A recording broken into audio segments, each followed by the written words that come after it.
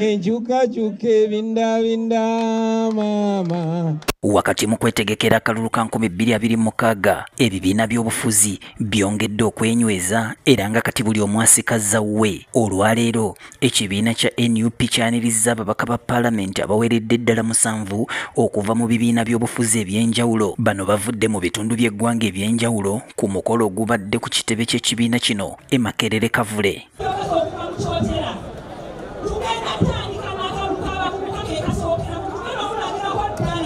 Mu bano kubaddeko Nantongo Fortunate, omubaka omukyalo w'Ekyotera, John Paul Mpalanyi, omubaka ow'Ekyotera County, Lutamaguzi Semakula, omubaka w'e Nakaseke Maserengeta, nga bano babadde bava mu kibiina ekya DP, kw'ossa ne Dr. Timothy Batua okuva mu Jinja South West ne David Isabiri owa Jinja North, nga bano bavudde mu kibiina kya FDC, ate Joan Namutawe owa Masaka ne Patrick Nsanja babadde ku tiketi eya Independent.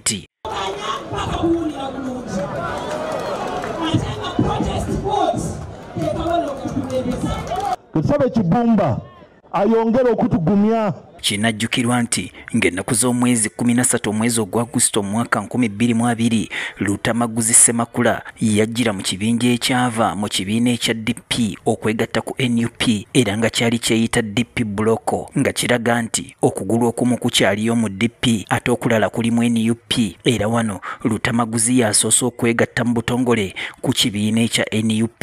Ebyokwerinda bibadde binywezeddwa wabweru w'ekitebe ekya NUP okuva mu bitongole ebyenjawulo omuli amagye ne poliisi. Abagole bano obwedda baweebwa kaada z'ekibiina ezibakakasa nti kati bammemba abajjuvu era nga bawaga.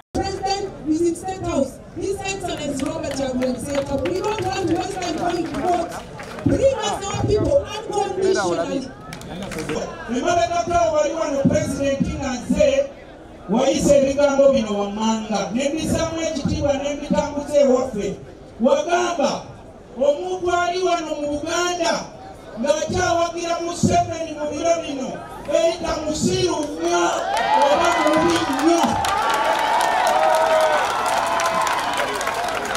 Nzikiriza ntunyoomereko zaake tetera kukuma bakulu bannaffe.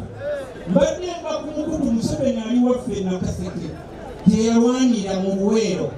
Amawulire ga gavumenti gano ge mulaba ku peeji ey'okuna, gano lupapula lwa gavumenti olwalukedde, luliko Jjeno Yoweri Museveni ng'agenze gye yalwanira e Nakaseke ng'alambula ekiraalo ky'embizzi nga mulimu akabizzi kamu ng'enkulaakulana. Pulezidenti w'ekibiina kino ekya NUP Robert Kyagulanyi Ssentamu bano abaaniriza era n'abakubiriza okukolerera ekibiina. Mukozesa okunyigirizibwa kamwe n'amafuta agatambuza struggle.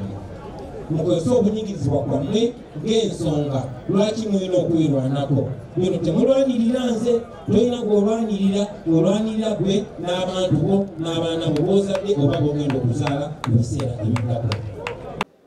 Bw'otunulira Edi Mutwe okuva ku kifaananyi Moses kye yawanika ku intaneti ng'ali bwereere nga bamukubye bamutulugunyiza bamugyemu engoye, nekye twalabye mu kkooti e Masaka kikuwa ensonga okuwanika n'obivaamu, naye tetujja kuwanika era tetujja bivaamu. Ono yeebazizza Joel Ssenyonyi olw'obuvumu bwe yayolesezza wakati mu kuyisa ebbago lya UPDF era n'asalawo okukunga banne ne bafuluma ssetteeserezo.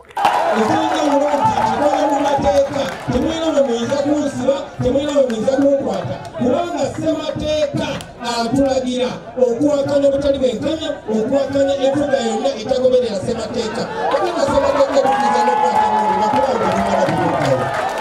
kyannaku nti bannaffe aba NRM tebamanyi nti nno ekiseera kisobola okutuuka nga be bali mu opposition ate era amateeka bo bennyini ge bayisa ne gabakolako ate ne gabayisa bubi. Si kya bugunjufu omuntu okubanga teyingirangako n'amagye, tamanyi training y'amagye yonna gy'ayinayo, ate n'abanga atwalibwa mu kooti y'amagye ng'ate waliwo kooti ezaffe eza bulijjo ze baatuteerawo. Ekibiina kino kyabangibwawo mu mwaka gwa 2004 nga kiyitibwa National Unity, Reconciliation and Development Party NURP era nga kyali tekimanyiddwa nnyo mu byobufuzi by'eggwanga Uganda okutuusa jjo ly'abalamu mu 2020. Kyagulanyi lwe yaleeta ekisinde kye kya People Power n'akiyingiza mu muzannyo guno era ekibiina kino ne kikyusibwa ne kituumibwa National Unity Platform. Bwe kito ne kikola bulungi mu kalulu ka 2021 nga kyakwata ekifo kyakubiri ne kiyingiza ababaka ba paalamenti abawerera ddala 56. Bwe kito ne kifuuka ekibiina eky'enkizo ku ludda oluvuganya gavumenti olw'okuba nti kyekisinga ababaka. Naalongo Nakyayune Rosie yakusakidde emboozi eno ku Promise TV alipoota leero.